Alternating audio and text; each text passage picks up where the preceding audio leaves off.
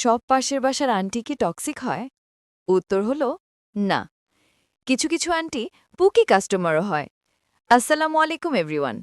আজকে যে পার্সেলটা প্যাকিং করছি এটা ছিল আমাদের পাশের বাসার আন্টির অর্ডার। স্পেসিফিকলি বলতে গেলে আন্টির মায়ের অর্ডার ছিল। তিনি তার মেয়ে এবং 2 পুত্রবধূর জন্য এই চুড়িগুলো অর্ডার করেন। এই জেনারেশন যেখানে হ্যান্ডমেড জিনিসের কদর করে না, সেখানে তিনি আগেরকার দিনের মানুষ হয়েও এর যথাযথ সম্মান দিয়েছেন। আমি ভেবেছিলাম উনি হয়তো প্রাইস শুনে বলবেন যে মাত্র 2টি করে চুড়ির এত দাম, যেহেতু বেশিরভাগ সময় আমাদের এই প্রশ্নের সম্মুখীন হতে হয়। কিন্তু তিনি একবারের জন্য কোনো বিরূপ প্রতিক্রিয়া দেখাননি, যা আমার কাছে এক অন্য রকম পাওয়া। এছাড়াও আজকাল যেখানে বেশিরভাগ শাশুড়িরা তাদের পুত্রবধূদের সাথে সারাদিন ঝগড়া বিবাদ নিয়ে ব্যস্ত থাকে, সেখানে উনি ওনার পুত্রবধূদের গিফট করছেন এই সুন্দর চুড়িগুলো। এগুলোকে শুধু চুড়ি ভাবলে হয়তো নগণ্য মনে হতে পারে, কিন্তু এতে মিশে আছে এক মায়ের ভালোবাসা, যা এই চুড়িগুলোকে অনন্য করে তোলে।